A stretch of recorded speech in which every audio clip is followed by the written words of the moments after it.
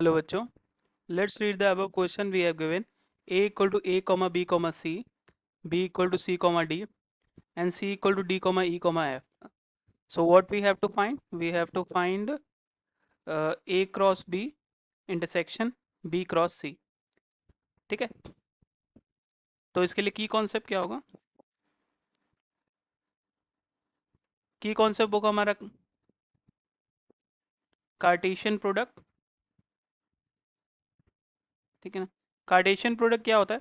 अगर हमें a cross b करके कुछ दे रखा होता है तो इसका जो कार्टेशियन प्रोडक्ट कैसे निकलता है? निकलता है हम सारे पॉसिबल ऑर्डर्ड पेयर निकालते हैं ए और बी सेट से। ठीक है ना, ए कॉमा बी निकालते हैं वेयर क्या होगा, ए बिलोंग्स टू हमारा ए सेट होगा एंड बी बिलोंग्स टू हमारा बी सेट होगा। ठीक है ना, तो सारे ऑर्डर पेयर्स हमारे पॉसिबल जो भी होंगे वही हमारा कार्टेशियन प्रोडक्ट कहलाता है। ठीक है ना, और इंटरसेक्शन क्या होता है? इंटरसेक्शन में हम बस ए और बी सेट से कॉमन जितनी भी वैल्यूज निकल सकती हैं वो निकालते हैं। ठीक है ना, तो चलिए इस क्वेश्चन को सॉल्व करते हैं। हमारे पास क्या है? हमारे पास हमें ए वैल्यू दे रखी है, बी भी दे रखी है और सी भी दे रखी है। हमें क्या निकालना है? हमें निकालना है ये। तो सबसे पहले इसके लिए हम ए क्रॉस बी निकाल लेते हैं। ठीक है, ए क्रॉस बी मैंने क्या बताया था? हम पहले ए बी सी दिए, क्या है ये? ए है हमारा, इसका कार्टेशियन प्रोडक्ट कराना है किससे? सी कॉमा डी से। ठीक है, अगर मैंने क्या बताया था, इसमें हम पॉसिबल ऑर्डर पेयर लिखते हैं। तो इसके लिए पॉसिबल ऑर्डर पेयर्स क्या होंगे?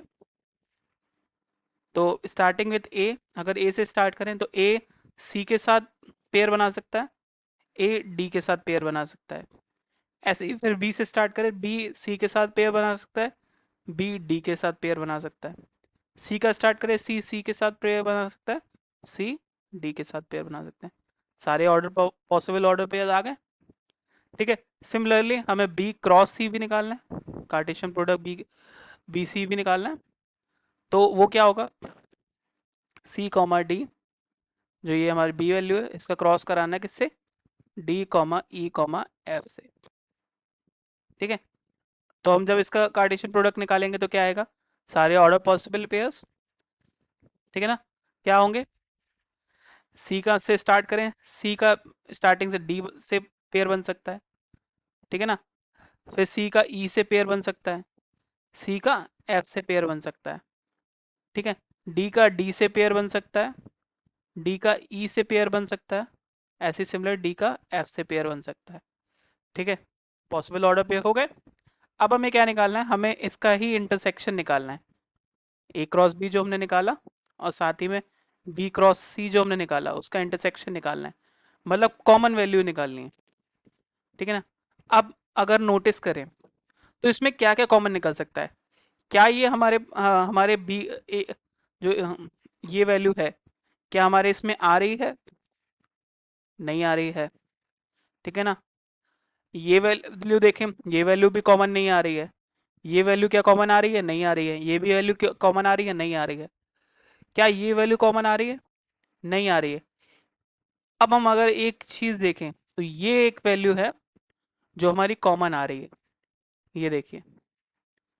ठीक है, तो हमारा पहला इंटरसेक्शन में पहली वैल्यू क्या आ जाएगी? पहला ऑर्डर पेयर क्या आएगा? C comma D. ठीक है, अब देखो और कुछ है ही नहीं हमारे पास, तो इसका मतलब क्या है? सिर्फ हमारा यही एक कॉमन वैल्यू होगी। ठीक है ना, यही एक कॉमन ऑर्डर पेयर होगा जो कि दोनों में कॉमन आ रहा है। ठीक है ना, होप आपको समझ में आया होगा। Thank you.